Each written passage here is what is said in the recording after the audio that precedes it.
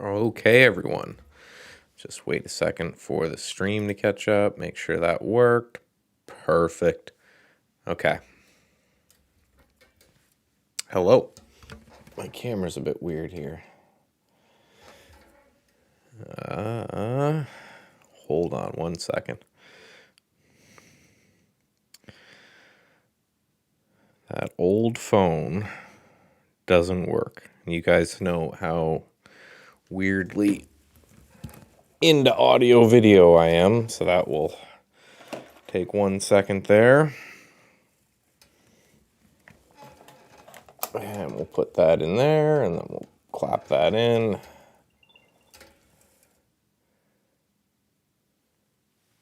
Sweet.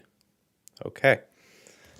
That sounds good. So the downside of that, 1 second here. Sorry. Very ill prepared. All right, we're back in action. All right. Hello, new time slot. So we're going to give this a shot. We're going to try this for a couple weeks, just check out numbers, do things like that, make sure this is something you guys are interested in.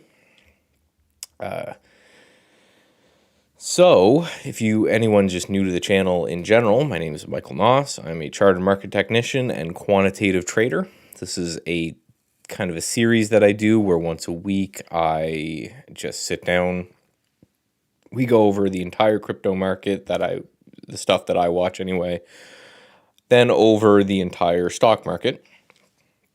And then we go through some just kind of what was on the watch list last time, what will be on the watch list this time. Then we go through just scanning just to see if we can find any good opportunities for next week, kind of summing it all up in what I think about the overall markets. I saw a like come through, appreciate that, right? More likes, the more the algorithm likes me. So I'm just going to mute myself here because I don't need to see myself twice. Yeah, it's still light out here for now. It won't be if I did this any other time of year, we'll put it that way. Yeah, so with further ado, let's just get into it. The other thing I like to say is link in the description below to my website. It's going to show any of the tools that you see me use today. You can get there. Also, what I do on these weekends is kind of a preview of what I do every day for Stats Edge Pro, which is $2 a day, where I take all of this information, I put it in a blog post, I upload it so you guys can see all of my thoughts on what's going on in the market there. We also have access to my scans. We have a monthly live Q&A with just members and a trading room as well. None of it's a signal service. I don't really believe in those. It's more of just here's my thought of the markets and kind of go from there. Still light out there. Yeah, for now. Hello, as always. Mighty, what's going on, man? All right, let's just pop right into it without a further ado. Let's move this a little bit. As always, I like to start in the crypto markets just because I'm a creature of habit. So we'll go through crypto and then we'll go into the stock markets after that. Really not a whole lot to talk about in crypto. I think the last almost 2 weeks I've been doing this, we've been paying really close attention to this area right here. Just to summarize for anyone who is new, basically I am still short a little bit of Bitcoin. We were talking about it out of this pretty obvious looking bear flag right here. You can see fell down, chopped around sideways for a bit, continued on down. So I took a short somewhere in this area, covered a large majority down into support. It just happened so quickly. Now it's about what's going to happen next. Now, one thing that I learned, a Brian Shannonism, if you will, is kind of that overbought or oversold conditions can resolve via price or via time, right? So stock comes up and hits a resistance point, it can do one of two things, right? If it's really, really overbought and it's been running for a while, it can either snap back down or it can just chop sideways to rest to continue. Those are the two ways that even mathematically it would take to resolve overbought and oversold conditions on oscillators and things like that. So that being said, the longer we hang out at this 30,000, the less kind of enthusiastic I am that we're going to bounce from here. It makes it seem a little bit more obvious that we're going to kind of go and retest these lows and see what's going to happen from there. So I'm still holding some of that short. The reason I talk a lot about Bitcoin is because I use it kind of as the index for crypto, right? Because if Bitcoin crashes, everything mostly in the crypto space will go down as well. And if Bitcoin's a rocket ship, then right, most things will kind of join that as well. So it just kind of makes sense, at least from my point of view, just to say, hey, okay, this is what's going on with the leader, and then we'll see what's going to follow that as well, right? So Luna up 59%. Would you look at that there? It's only a matter of time, right? Till it's back to $100 now at this point.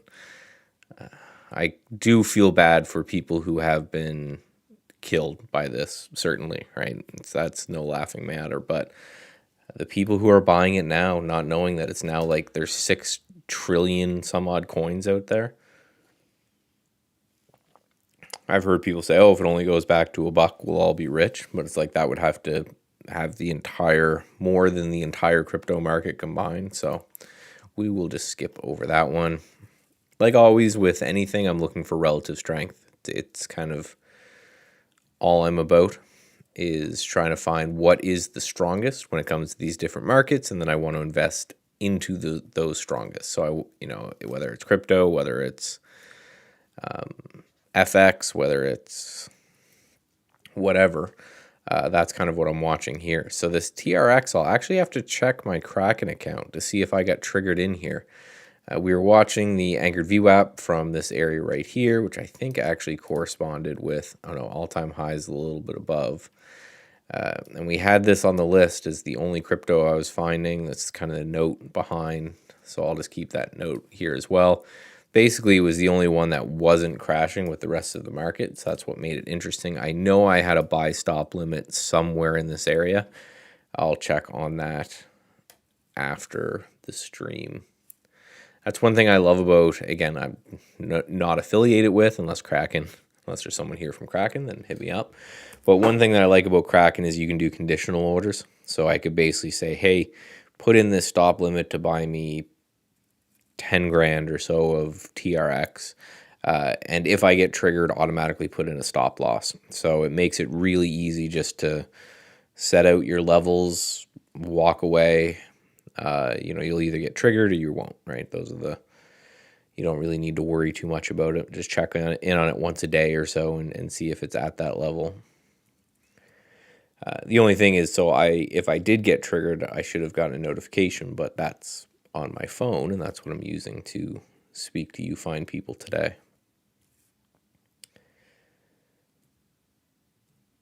That's looking like about all I see for... Yeah, it's still all the same, right? If you look at every one of these charts I'm going through, they pretty much all look like bear flags, like every single one of them, right? Big push down, sideways consolidation, right? Big push down, sideways consolidation, right? Big push down, sideways consolidation. So, this is why I'm not getting super involved in the crypto space right now. There's an old trading saying that in crashes, all correlations go to 1.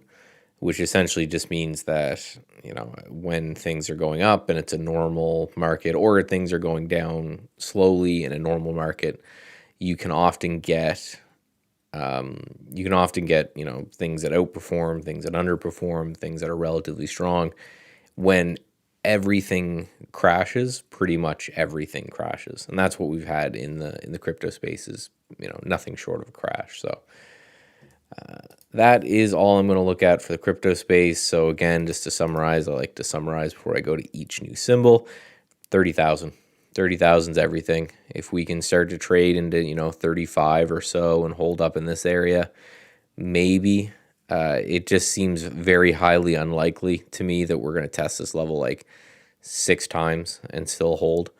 Especially with the kind of bear flag going on here. But quite often what's obvious is going to be the exact same thing that happens. So for me, it's really, we need to see 26, 25 before I'm interested, or we need to see 35 before I'm interested. So if I didn't go through every single one of these charts every single day, just as part of my routine, then I would actually probably just put a limit price up here and a limit price down here, and then just walk away. Have your charting platform alert you that, okay, now it's time to take a look at Bitcoin again. Into the Forex side of things, UUP, I always start with UUP when I'm looking at Forex because this is just, again, the dollar index. We spotted this rounded bottom. That worked good. We got consolidation up from that rounded bottom. Everything's looking continual here. I have this that I kind of wrote as a joke in this area about US dollar to the moon, but hell, maybe. And again, I just look at that to say, okay, this is what's happening with the overall dollar. So I know everything denoted in dollar is going to be selling off. And if it's not, then it's, kind of relative strength as well, right? So Aussie yen, bull flag, broke up, another bull flag, broke up a bit. Now it's been selling down. Maybe kind of a bear flag look right in here. Right, something like that. So might look for some continuation there. I'll just kind of tag an anchored VWAP from the top. I wouldn't be bullish unless we at least reclaimed that. It's hard to be bearish on something that's in an uptrend like that. Aussie dollar, again, this massive, which I guess I can just extend this out here. So we have this massive rounded top right here. I took a short as it broke down here, but this area right here is just acting as support. And it's funny, if you go to US CAD, it's basically the opposite, right? And the reason for that, if anyone's interested, is that what's happening is that the dollar as a whole is rising, but also so is oil. So Canadian dollar and Aussie dollar are both petrocurrencies. So it just means that most of their economy, or a significant amount of their economy, has to do with oil. So that's what's kind of making these things relatively strong. So if dollar starts to pull back and you want to get something that's kind of a lagger against the Canadian or the US dollar, then these would be the places to look, right? Either short Aussie dollar or buy US CAD. Again, they're just rounded top, rounded bottom. Now, let's get into the equity markets. So we'll go into here. We'll shrink this down. So again, for Forex and for mobile alerting, I use the Trend Spider there. I can set alerts. They'll send it to my phone. Also for crypto and for FX, I use them as well. When it comes to equity trading, that's what I use Trade Ideas here for. Excuse me, for my scanning, alerting, auto trading, all that kind of stuff service.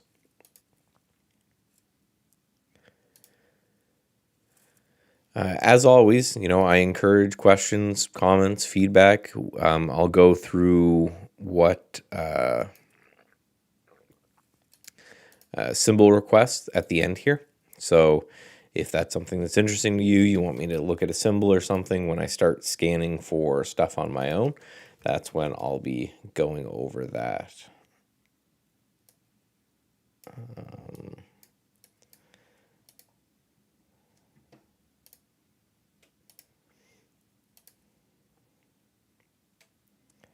Just want to make sure everything's up here. Perfect. So always just makes sense. Start out at the on the SPY. Super interesting here on the overall SPY we anchor a VWAP from COVID lows right here. So this is the average price of the average market participant here. I didn't get that perfect, close enough. Here at COVID lows, and you can see we bounced off it right here last week. We came down, pushed under it, and then we had that monster rally at the end of the day. Right? For those who don't study it super closely, we can go into the S&P intraday chart, and you can see we sold off pretty much all day. Looked really ugly the last half hour or so. It was just a straight line to get us pretty much even on the day. Positive. I think the official close was actually up on the day. So I think we just have to continue to watch that area, right? So that's going to be kind of my note here for this, right? Let's actually just do it through. Another thing I like about TrendSpider is just the drawing tools that I can't do. We're going to increase our drawing tools and trade ideas, which I'm excited for.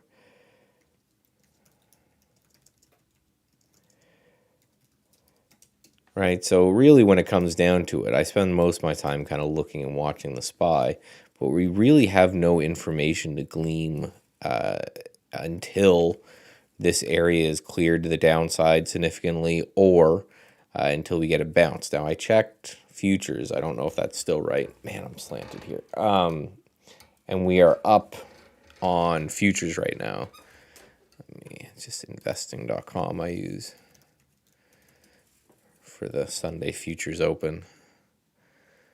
Yeah, so we're up pretty well on the major indexes here. So far, which is one of the cool things about doing this on this time zone, we're probably kind of up in this area. So far we continue to bounce off that zone. I don't want to say the lows are in, but it is a significant area that seems very, very important. And we have 2 times that we sold down to it and a big buyer stepped in. So I wouldn't be shocked for a relief bounce. What I would say is if we get a relief bounce, we obviously need to watch this high right here from last week.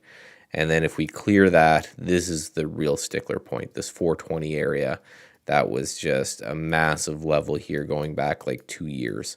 So until we clear 420, I don't think we can get super bullish, but we can play bounces, right? These bounces, even if we get to that area, what's that on a percentage level? That's what I always like to talk about, that the biggest bounces are in bear markets, right? The most dramatic up moves always happen in bear markets. So if we're right, and it even gets to that area before it rejects, it's a 7% or so move. That'd be enough for some fun on individual charts. This question here, do you do program? I'm not a programmer myself. The Evening Star on. You can do some programming with trade ideas. You can give them a shot. You can check it out, but basically anything that they have filters for. So like I don't think they have a doji, which I guess you could probably build the Morning Star and Evening Star around that. But you can do some automation for it. What I usually do is I like to make the lists at night. So I would go through, for your example, and find all the Morning Stars that I like, and then I can plug them into trade ideas and say, hey, watch them for this intraday action, and if that occurs, buy them. And I manage them that way in lists. So it's kind of semi-programmatic. But yeah, you can do that with trade ideas. Where do you target in short-term bounces? I just always trade the exact same way. I'm a sell and part guy. So, when we get to the individual names that we're going to look at, if I find something that would be interesting to me, I would buy it. I would try to sell a third of it when I could. This thing is just really bothering me. I would sell a third when I could. I would trail the rest and just kind of go from there. I'm not really a big target guy. The problem I find that with people that use hard targets is that, they'll target $10 a share and the stock gets up to $9.80 a share and they've got no plan of what to do. So what I do is, again, a sell in part. So I'll buy something. If I get to move my direction, I will sell some, and then we'll, look for the next thing. Some sort of trail. And the reason I like some sort of trailing system for my trading is basically just that it makes sure that I have a shot for those outside return. You know, that one stock that you buy and it just never looks back. I have a way, basically, I would sell part of that position and then I would hold some for the rare time that that happens. So Buffett, basically, I look at Berk B, and the main reason I look at Berk B is that it's my proxy for value names, right? So it looks like we could be in a value kind of a bounce here, which would be awesome because value's kind of been the thing leading the way. So if that bounces, maybe we've got some continuation for whatever's going to go on next. Qs are going to look a lot like the SPY, the gold. Again, gold's just been in this kind of choppy mess here. I'm telling you, last time with this friggin' thing, it's supposed to be on like a bendy arm, but it's not. It's not being a bendy arm. It's just being a sinking arm. Friggin' thing. Professional over here, guys. We're really professional. Sorry. Yeah, PNW kind of looking the same. Oh, no, we're here. XLY is going to be the same as the Qs. The ARC here is kind of interesting to me. This one's actually kind of, if I buy lows, I'm never one that I just buy something that's tanking. So the way I would buy lows more or less is down and then a small bounce. And then if we get a lower high and start to move up, that's where I'm interested, right? So I'm never trying to catch this bottom. But I am, this thing's going to just irk me. It's just continuously sinking. Oh, all right. Come on.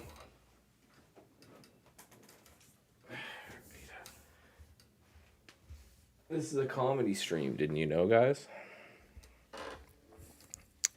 This isn't about markets at all. This is me fighting with this damn camera. I'm turning it off in a second if it keeps going like this. Yeah, so I always want to catch the higher low right here, right? So we've got the low and then the higher low. ARC, this is the first time, if you kind of track it on the way down, it never really made a higher low. It's always just lower lows kind of throughout. But this is, haven't done it yet, but we're kind of bouncing and tracing. So if this thing doesn't fall down, then, that might be the continuation here. So not yet, but one way to play ARC would be over this little base. You know right where you're wrong, but you're definitely bottom fishing a downtrend there. Oh, the camera doesn't look bad. No, what it was doing is it was sinking. So it was like slowly looking. Anyway, I fought with it enough, so I think I'm good now. XLV, this is something I've been pointing out in the room for a while, right? We've got this pretty significant defined range in this XLV. I think, we're basing in that area. Potential we could bounce and move higher here.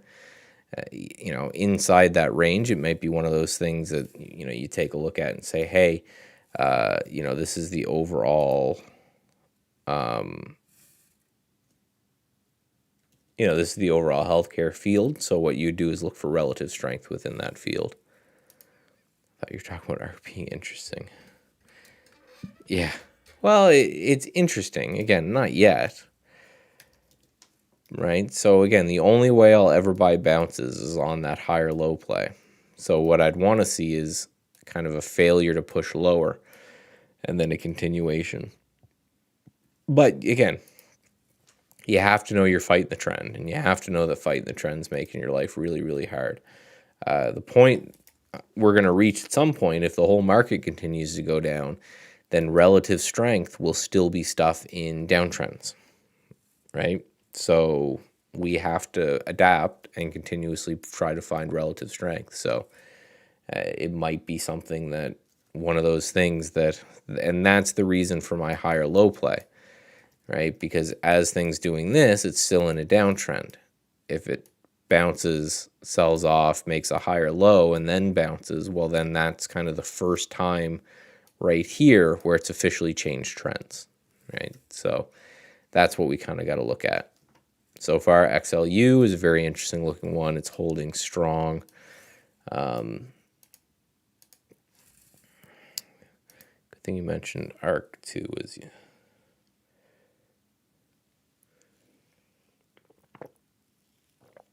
Yeah. Well, that's the benefit of the higher low play too, right? Is if you bounce, you put in a higher low and then it bounces from there.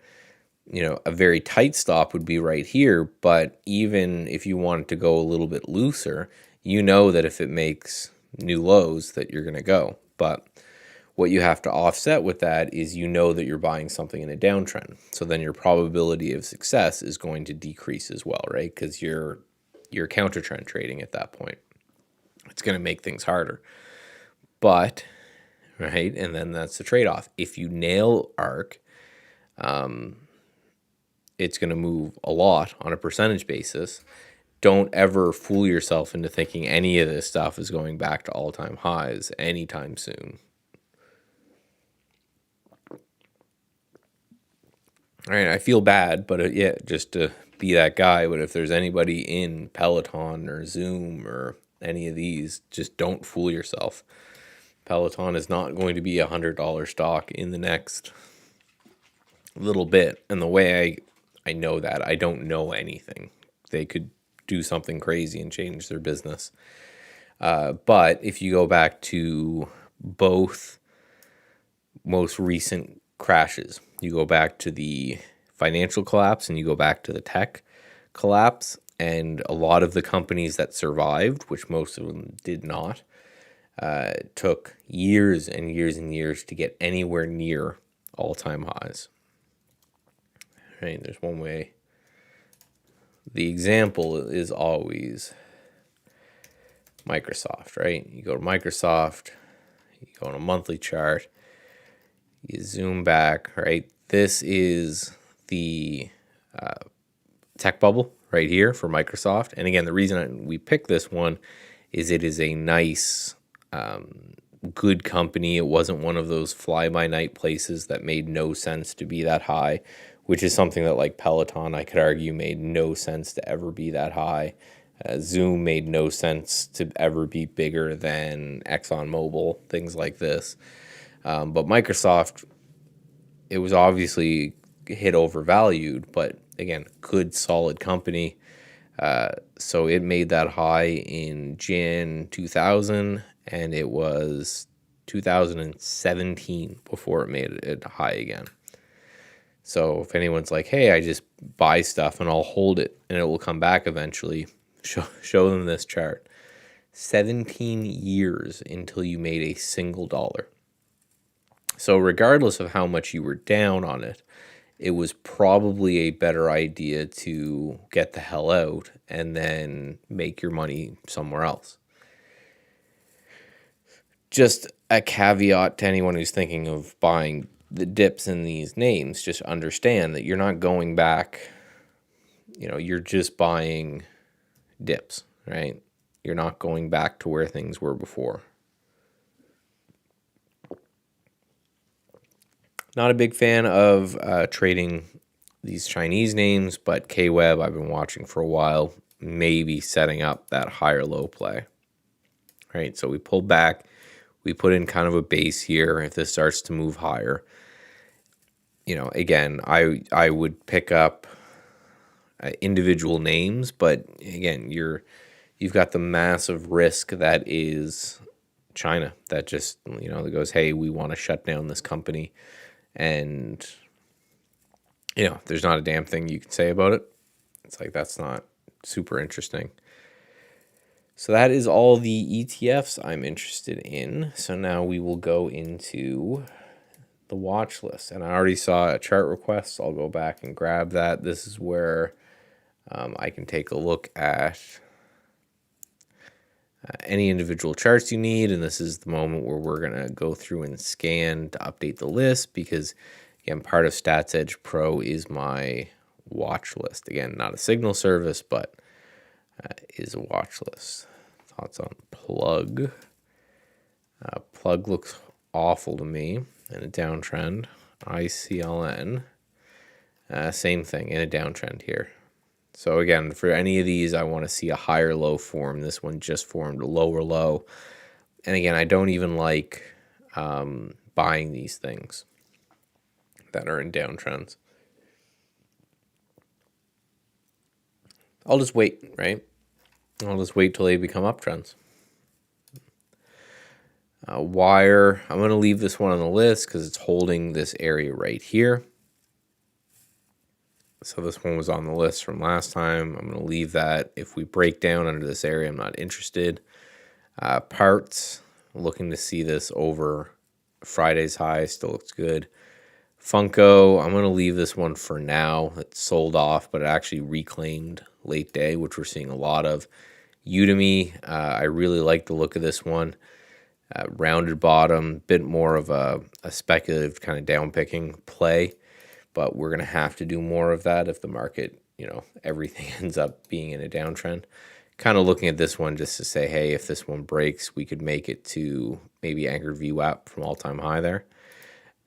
But just, again, holding strong, and you can see, right, we hit a low, we came back, we pulled back, we held that higher low. So now I'm just looking to see if that will continue there. RSG, just trying to buy this kind of cup and handle looking play. You just do it like that, I guess. And AEE, this is just because XLU is holding so strong. This one's putting in that kind of VWAP pinch right there, and it's these prior highs as well. So I really like the look of that one. Think about the retail sector. That's XRT, right? XRT. SPY retail. Yeah, just awful downtrend. Right, nothing to see there for me anyway. I just don't. I try very hard not to be a bottom picker, and it will. I know there's that kind of temptation to do it, but it will make life better if you don't. I'm telling you. What's the Confucius man who picks bottom ends up with smelly finger?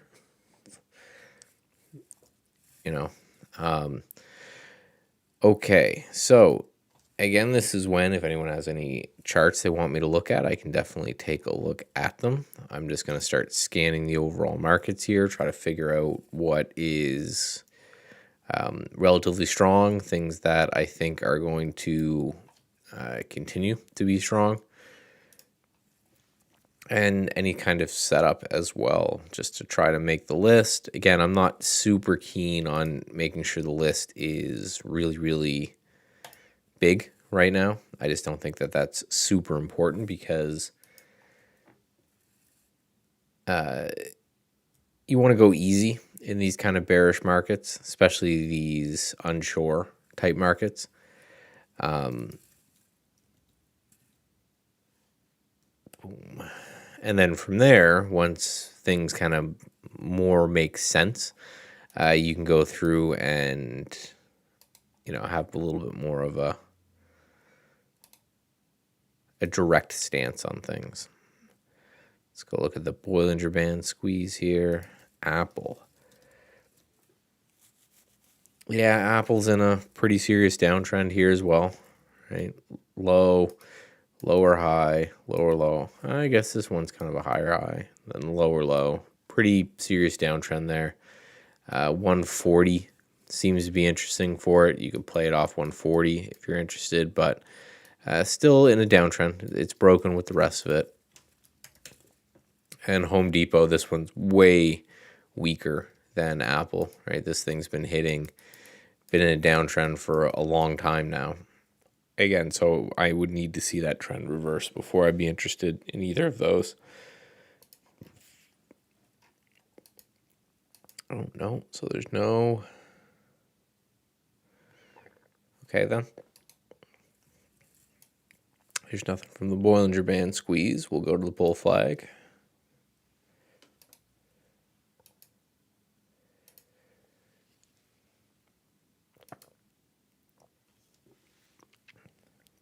So again, these scans are from Trade Ideas.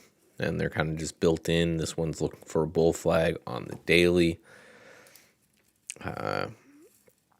CVX. This one's looking better again, so it's in an uptrend. As Chevron, I know this is holding at highs, so that one's really interesting to me. It's going to move with oil, so just keep an eye on USO, right? Kind of the same play. It's going to be 1-to-1 with oil. So yeah, this is a simple bull flag scanner, so you're going to find each one of these charts is something pushing up and then just chopping sideways. So a lot of energy names, right? You'll notice a lot of things say energy or coal or something like that. I don't mind having a couple of these on watch, but it's one of those that I just don't want to like really slam in with, my whole thing, my whole account into energy or something like that. It just leads you up to some risk when it comes to, something like the war ending or something like that, right? This thing's been in a downtrend for a while. International paper. Maybe a little bit of an uptrend happening here. I'm going to watch this one. I don't think it's good enough to add to the list, but something to keep an eye on.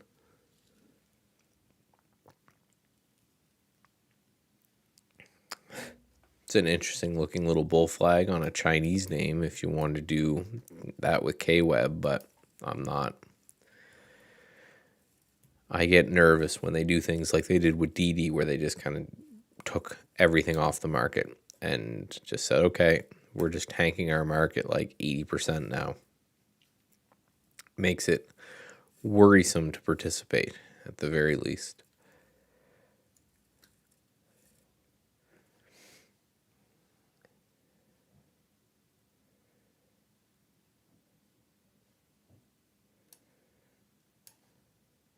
All right.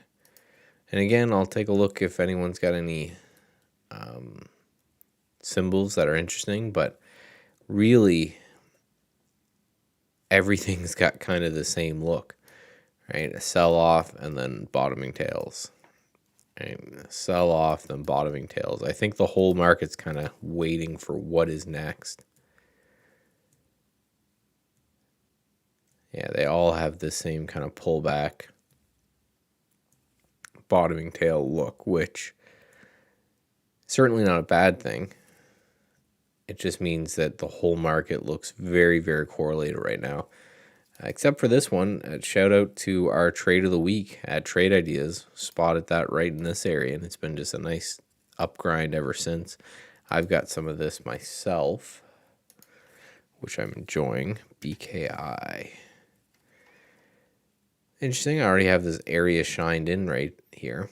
So up, nice up move on earnings. It might be hard to see, but there's a dotted line here, so that means that was an earnings type move. Pullback, held that pullback pretty well. You've got a lot of resistance up here around 83, a lot. So be careful if you can get to that, but if you can get there, that's already a pretty decent little trade. Chesapeake Energy, that'll look exactly like, so you look at this and then you look at, CVX, and they're pretty much the same chart. So all of these energy names are going to move together based off whether oil that we were talking about here is going to be a breakout or a breakdown. It's looking bullish right now, but it's oil, so it's volatile, so something could definitely move it. But if this breaks out, all those names are going to go with it. If this breaks down, all of those names are going to go with it. Anything that says oil or natural gas or anything like that, they're all going to be related to whatever this next move is.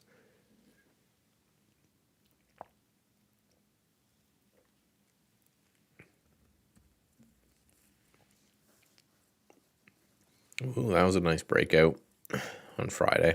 Missed that one. We'll take a look at the pullback scanner. I don't know how well this is going to look for things, but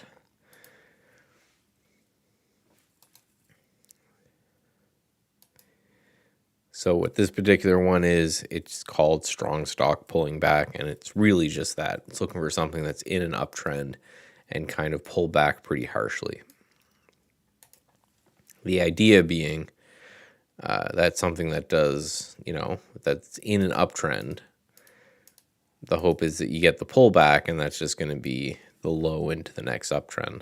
It's funny, you'll see a lot of these things are Campbell Soup, Kellogg's, Coca-Cola, Mattel. These are all like the flight to safety names, which have all been strong recently and then have all harshly pulled back over Thursday and Friday. It was just kind of an everything sell-off. So far, there's nothing that I'm interested in adding to the list at all, which is not necessarily a bad thing, right? I won't look at that and say, oh, that's, unacceptable. Let me keep looking until I can find something to add to the list. Sometimes there's not going to be anything, right? So what that means is I will sleep in tomorrow. It's a holiday up here in Canada, so everyone will be home, which will be good. I'll still be working, but I can take an hour off here or there because I can't see anything. So if anyone has any ideas, if anyone has anything that they think is a good thing to look at, then let me know, or anyone wants to chat about. But other than that, I really can't find anything. There's a good one. What's some of your criteria with the quality of the bull flag, risk reward potential, the pullback, consolidation, volume? First of all, I'm just not a volume guy. It's just not. I've never found anything but a correlation between volume and a big wide range bar. So I'm not really a big volume guy. But for me, I just want to see a few things. I want to see the overall trend before the flag was created. And then I want to see, what is overhead for resistance and what is below for support. Let's see if I can find. So AMR was one I know that looks good.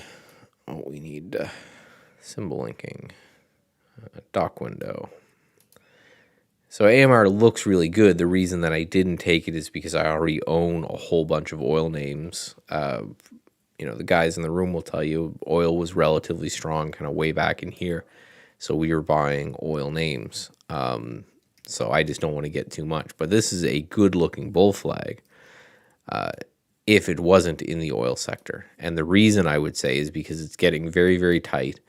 The trend is obviously amazing, right? You don't need to be a CMT to see that. Even if you go out here on the weekly chart, it looks amazing.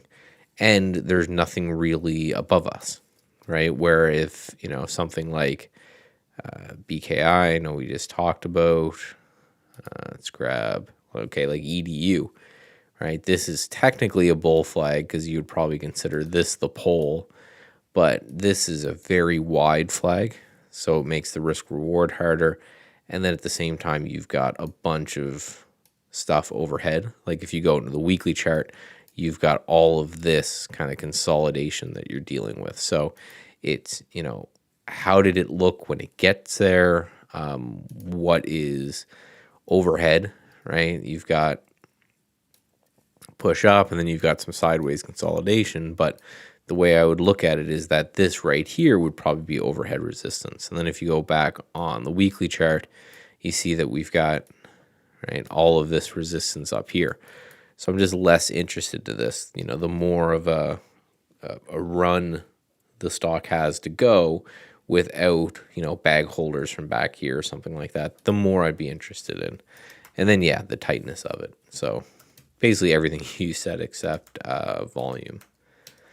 FBRT. Average, yeah, it's kind of around the bottom. I see that. Really doesn't move much at all. Do I have average true range up there? 53 cents. Yeah, it's kind of a slow burner, but the pattern looks fine. It's a realty trust, which just means, it's going to move with XLRE. So keep an eye on that. Make sure you like that kind of ETF. But, again, it's a decent looking rounded bottom. I think JC always says you're taught to buy smiley faces and sell frowny faces, and maybe that's a smiley face. So, you got a little bit, probably 15, I would say, is the number to watch. Just not a lot of price action, so you don't know. Average shoe range is pretty small. Dividends, nice. 36 cents on $14. So at least if you're sitting in it for a while, you'll be paid something to sit in it, I guess. Is there any other scans I wanted to? Yes, let's try this one.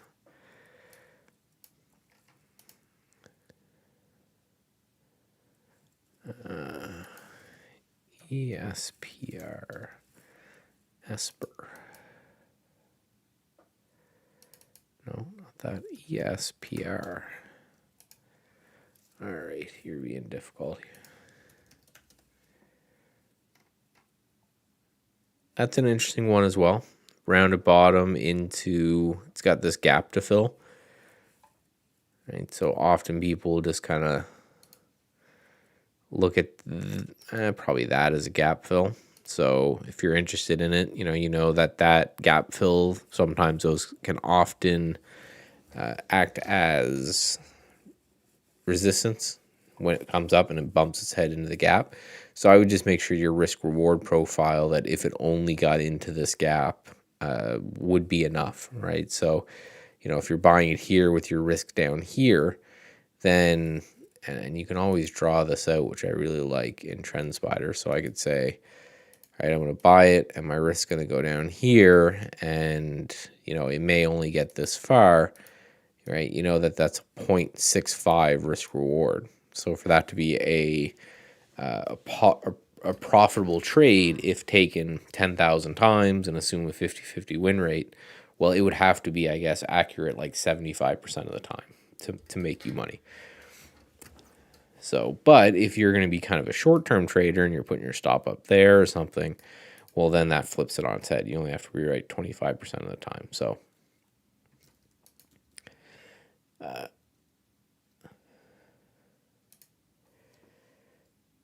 that's another one that to each their own kind of thing.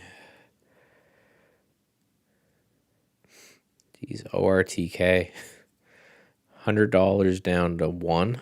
There must be some reverse splits in there.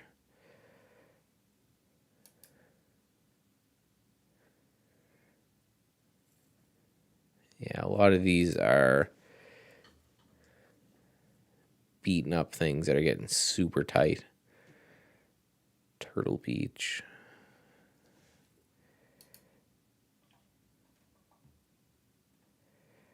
Right, that's particularly what this scan is. It's looking for Bollinger Band squeezes, so stocks that are getting tight. And the reason I'm looking at this scan now in particular is because the market is incredibly volatile. So if you end up on a scan that's looking for things incredibly tight, you go, okay, well, that's interesting.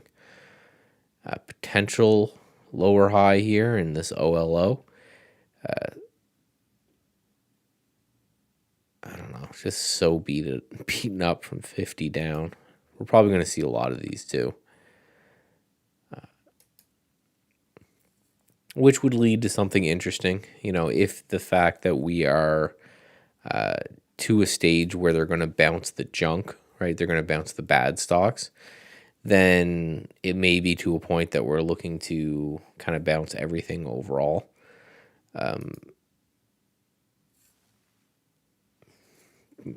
Because if they bounce the stuff that got you into the mess, it may help pull you out of it. I don't really know if we're there yet. We could be, I'm not going to say we're not, but it's still a lot of bearish sentiment out there for them, which and a lot of bag holders. So what we need to see is, as these things bounce, do people come in and just start selling them at lower and lower prices? It's like the very typical, the easiest thing to see them people doing this is on AMC. Poor, just if there's anyone out there that's one of those, right, AMC ape people, I'm sorry, I'm just a trader.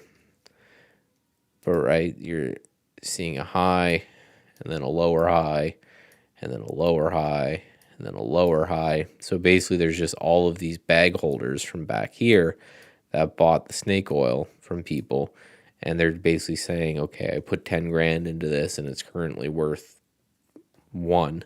You know, if I can get anything back, you know, get me back to 5 grand or whatever, then I'm out.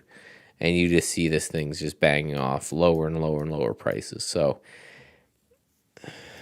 what we need to see is on like the ARC names or something like that.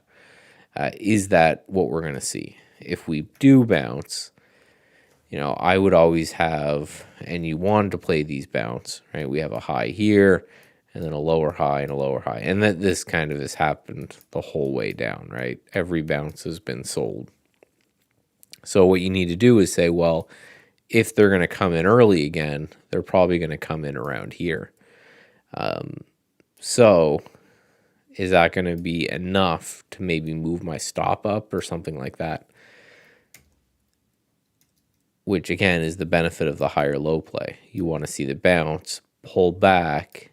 So basically, yes, sellers came in at a lower high, but I bought somewhere in this area, and it's either going to continue, or if it rolls back over, I'm out right away. So,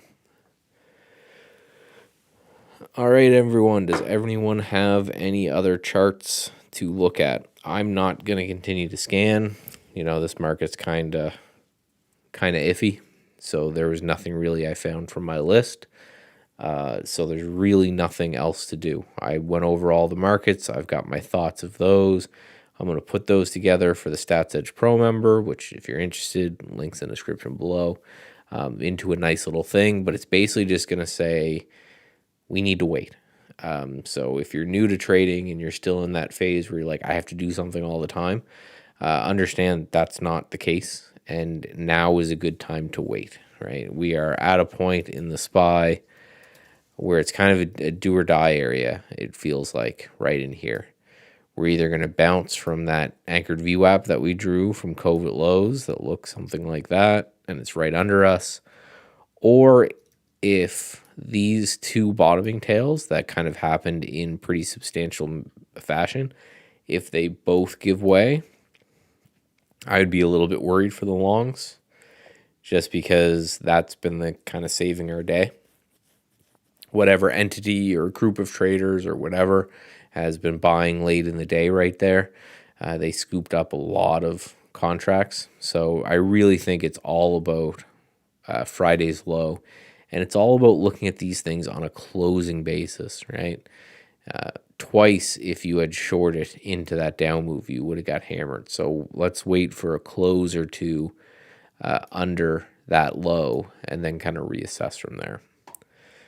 All right, everyone, I hope everyone has a great weekend. Let me know what you thought about this time slot. I'm still just moving around different time slots to figure out which is going to be the best for both viewers and personal life. So anyway, guys, I will talk to you soon. I'll ping everyone in the Discord when the blog post is up. Talk soon.